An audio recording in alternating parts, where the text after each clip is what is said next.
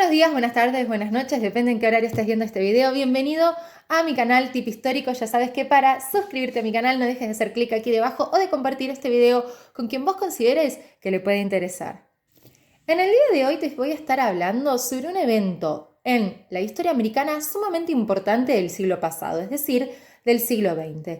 Me refiero nada más ni nada menos que la Revolución Mexicana, que tuvo lugar, obviamente, en este país en el año 1910. Pero como siempre le digo a mis estudiantes, para poder hablar de un proceso histórico, además de habituarnos en el espacio geográfico y en el tiempo histórico, tenemos que hablar sobre los antecedentes, es decir, sobre las causas. ¿Por qué sucedió lo que sucedió? Y es que sí, es sumamente importante conocer el contexto también mundial cuando nosotros estamos hablando de un evento histórico, porque después de todo, si no entendemos el contexto global, no vamos a entender lo que sucedió en la Revolución Mexicana. Después de todo, no nos olvidemos que un país, México, Argentina, China, Canadá, el que sea, nunca es una isla. Siempre suceden bajo cierta coyuntura global. Y tenemos que entender que los primeros años del siglo XX fueron claves en el desarrollo y en la propagación de las ideas comunistas. Y tengan esto presente porque va a ser la base de la reforma agraria que va a caracterizar esta revolución hispanoamericana. Sí, aunque no lo creas, las ideas comunistas calan muy hondo en el México prerevolucionario, es decir, en el México del porfiriato. A pesar de que todavía faltan varios años para la famosa Revolución Rusa llevada a cabo en este país por Vladimir Lenin, ya había una fuerte adhesión al Partido Comunista en este país.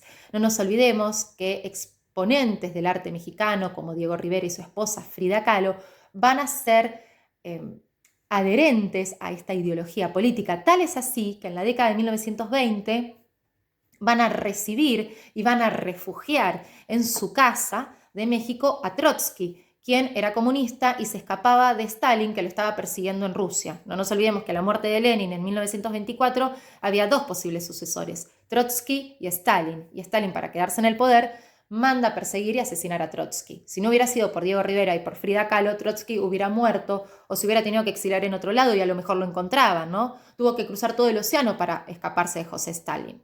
Y si hablamos de Revolución Mexicana, no podemos dejar de mencionar su principal hecho desencadenante o su causa más importante, que fue nada más ni nada menos que el porfiriato. Porfiriato se lo conoce a los casi 40 años de poder y de presidencia de Porfirio Díaz. Porfirio Díaz, a través del fraude electoral, se mantuvo en la presidencia casi 40 años. Sí, él fue presidente desde el año 1876 hasta que finalmente en el año 1911 y gracias a la Revolución Mexicana renuncia y después se exilia, donde va a terminar siendo viejito y va a morir en el país de Francia.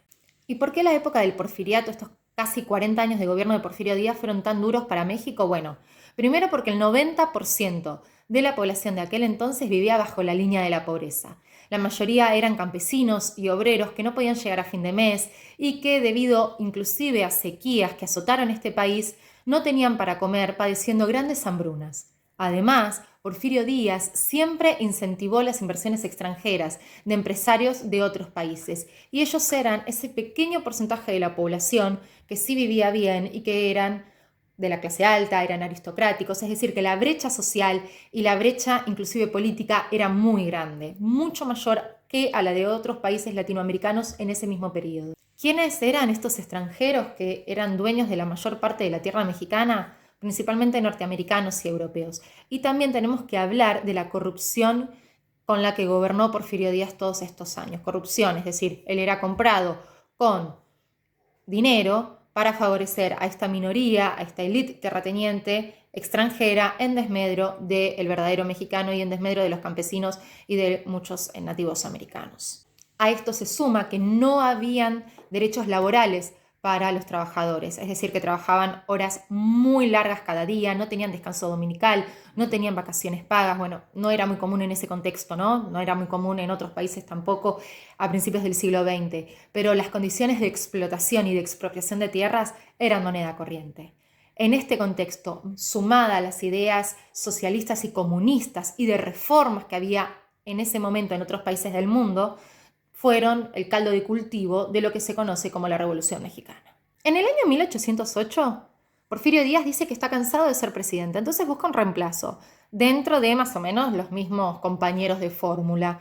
Y cuando en abril de 1910 Ignacio Madero se postula y lo eligen como sucesor de Porfirio Díaz se da cuenta enseguida que Ignacio empieza a tener una popularidad muy rápida, es decir, empieza a ser conocido y empieza a ser querido muy pronto, y esto despertó los recelos de Porfirio Díaz. Hizo que se diera cuenta que en realidad no estaba preparado para dejar la presidencia, el poder y el dinero. Y es por eso que lo manda a apresar. Sí, así como escuchás. El propio sucesor que él estaba buscando, como se hizo popular en poco tiempo, justamente el mismo Porfirio Díaz lo manda a meter en cana. Sin embargo, meses más tarde, en octubre de 1910, Madero es liberado y se exilia él mismo en Estados Unidos porque teme por su vida. Este exilio de Ignacio Madero en Estados Unidos es muy importante porque desde allí escribe el Plan de San Luis de Potosí. ¿Qué es el Plan San Luis Potosí? Es un llamamiento que hace Madero, un llamamiento al pueblo mexicano para que se levante en armas, para que justamente se rebele contra el porfiriato. Porque él dice, si no lo sacamos por la fuerza, no se va más. De esta manera, estando en el exilio, empiezan a darse los primeros pasos de la rebelión campesina que va a acabar con el porfiriato. Es importante indicar en estos momentos que los primeros campesinos en sublevarse de manera organizada fueron los del norte de México, encabezados por Emiliano Zapata y el famoso Pancho Villa. Estos primeros levantamientos en el norte por Pancho Villa, Emiliano Zapata y Pascual Orozco le hacen dar cuenta a Porfirio Díaz de que es hora de irse del poder antes de que ruede su cabeza. Entonces los manda a llamar desde el exilio a Madero y en mayo de 1811 firman un tratado de paz, Madero y Porfirio Díaz, indicando que Porfirio Díaz se iría no solamente de la presidencia, sino también del país. Se va a exiliar junto con su familia, con su esposa e hijas, en el país europeo de Francia. Meses más tarde, en octubre de 1911, continúa la Revolución Mexicana, porque obviamente una revolución no es de la noche a la mañana. Por supuesto que Ignacio Madero se va a proponer como candidato, va a ganar las elecciones y va a prometer una reforma agraria, es decir, que las tierras que habían estado en manos de extranjeros porque fueron vendidas por Porfirio Díaz, vuelvan a manos de sus verdaderos dueños, es decir, los aborígenes, los indígenas, muchos de ellos descendientes de aztecas. Sin embargo, una vez en el poder, Ignacio Madero no cumple con su palabra.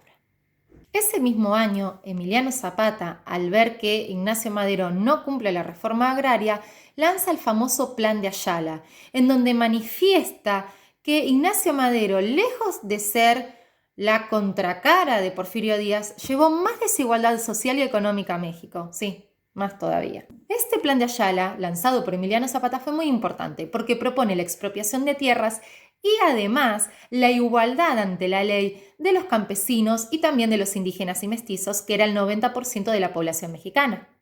Y es así como el 9 de febrero del año 1913, el ejército de Pancho Villa y Emiliano Zapata se enfrentan contra Madero y lo obligan a renunciar. Así es, no solamente lo obligan a renunciar, sino que hasta lo ejecutan. Este enfrentamiento entre las tropas de Zapata y Villa y de Madero se lo conoce como la Decena Trágica en México. ¿Por qué? Porque desde el 9 hasta el 19 de febrero, inclusive de 1913, hubo mucha violencia, sangre y corrieron muchas cabezas en el enfrentamiento entre las tropas de unos y de otros. Bueno, pero de todos modos termina efectivamente con la ejecución de Ignacio Madero y se abre una nueva etapa en esta Revolución Mexicana que parece no querer acabar todavía.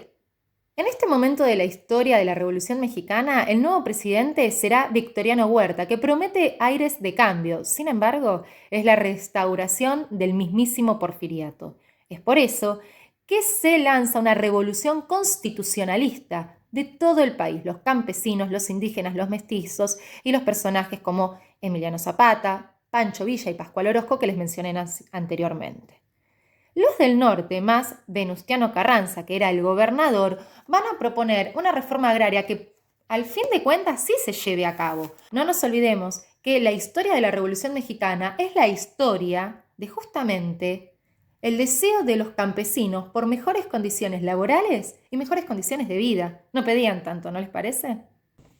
Huerta, desde su lugar como presidente, decide prohibir la Cámara de Diputados, o sea que era más conservador que el mismísimo Porfirio Díaz. Finalmente, ante la revuelta social, renuncia en 1914. Álvaro Obregón y Carranza lucharon contra el gobierno de Huerta y finalmente lo hacen huir del país. Ahora es importante hablar de Carranza, que fue la persona que permitió desde la ciudad de Aguascalientes que Huerta pudiera irse del país. Sin embargo, Carranza es obligado a entregar el mando y funda en Veracruz, a orillas del Mar Caribe, su propio gobierno en enero de 1915. Desde allí expidió su propia ley agraria, restituyendo las tierras a sus verdaderos dueños mexicanos descendientes de los aztecas. Mientras tanto, Pancho Villa y Emiliano Zapata hacen renunciar al presidente Eulaulio Rodríguez. Mientras tanto, Pancho Villa y Emiliano Zapata hacen renunciar al presidente por aquel entonces, que no era más que Porfirio Díaz, pero con otra cara, llamado Eulaulio Rodríguez, que por supuesto tenía la sede de su poder en la capital de México, es decir, en México Distrito Federal.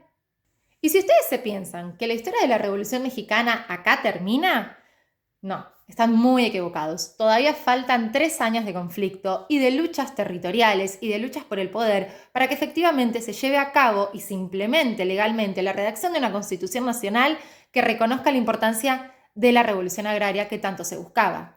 De manera que, a su vez, mientras Eulaulio Rodríguez renuncia a la presidencia en México DF, Álvaro Obregón, quien había ayudado a Carranza a luchar contra Huerta, se enfrenta a las tropas rebeldes de Pancho Villa y Emiliano Zapata, dándole la victoria finalmente a Carranza. De esta manera se forma un Congreso Constituyente. Al fin se forma la Constitución Nacional de México.